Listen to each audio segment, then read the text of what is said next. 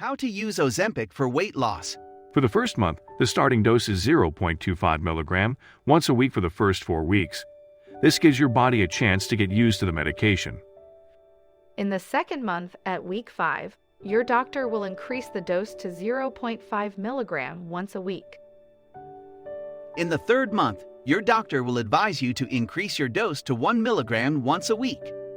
Depending on how well your body responds to Ozempic injection, your doctor may decide to increase the dose or maintain a dose of 1 milligram. Your doctor may increase the dose to 1.25, 1.5, and even 2 milligram per week to reach your goal weight. However, the side effects such as nausea and vomiting, constipation, may remain the same, but weakness and fatigue will increase by increasing the Ozempic dose.